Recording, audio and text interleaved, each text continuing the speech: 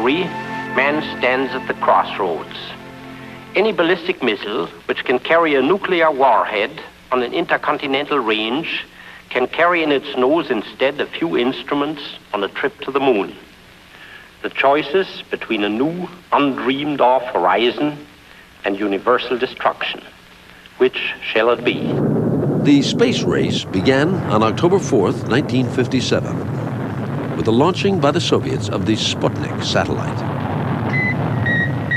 The first artificial Earth satellite in the world has now been created. This first satellite was today successfully launched in the USSR. America was shocked. How could communist technology surpass our own? More important, what did it mean for military supremacy in outer space? Senator Lyndon Johnson of Texas tried to calm us down some.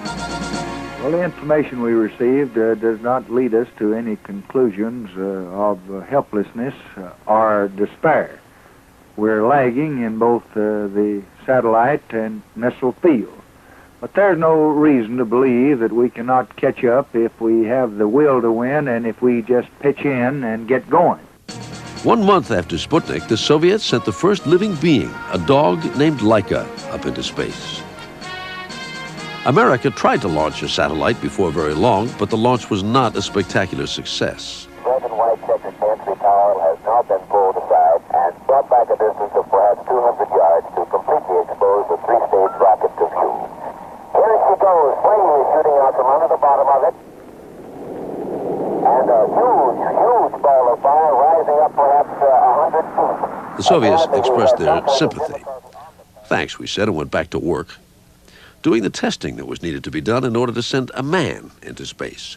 One test simulated weightlessness.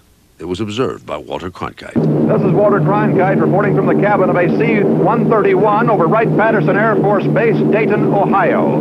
This aircraft is executing a maneuver to make it and everyone in it temporarily weightless.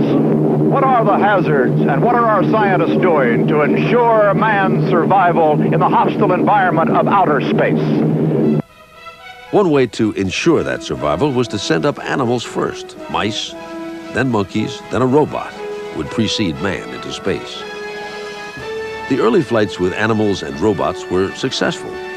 Meanwhile, the more mundane needs of men in space were being seen to, as Walter Cronkite learned in a visit with an Air Force nutritionist. Miss Finkelstein, can you show us your ideal kitchen for a flight to the moon? Yes, I'd love to. This is our freezing unit.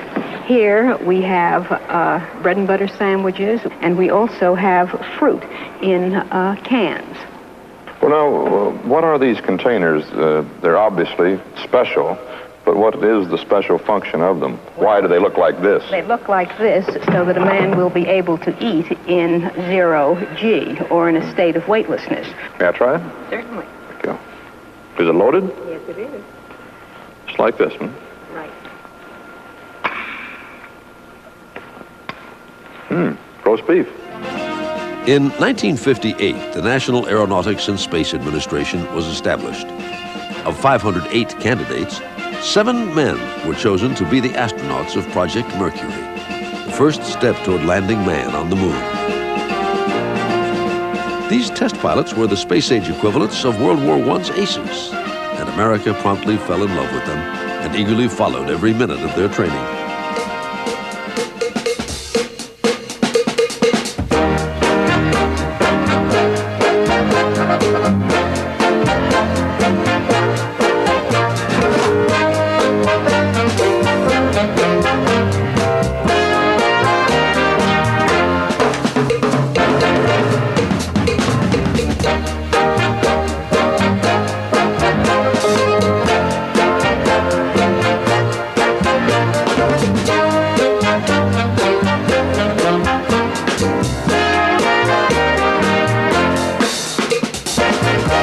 Gentlemen, which one of you looks forward to being the first man into space?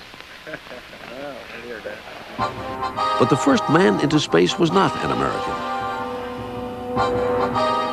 On April 12, 1961, Yuri Gagarin, a Russian cosmonaut, went entirely around the Earth one time out there in space. Americans were not happy.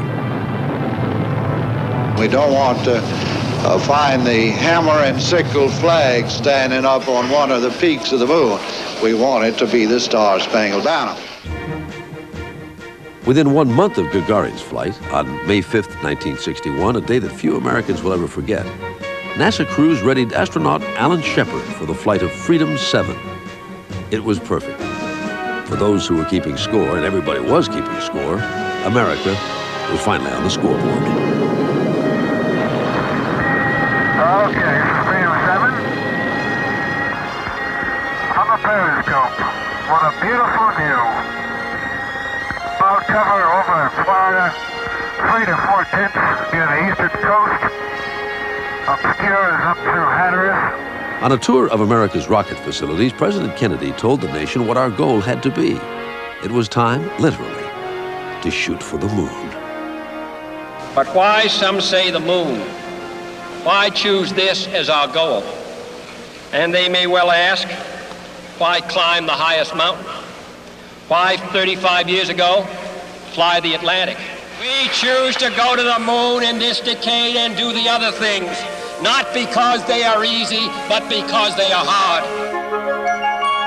John Glenn was our next ace in space. Less than a year after Alan Shepard's flight, Glenn would get his chance at history. A journey 3 times around the Earth at a speed of nearly 18,000 miles an hour. The country held its breath. All recorders too fast. T-minus 18 seconds and counting engine start. May the wee ones be with you, Thomas. Good Lord, ride all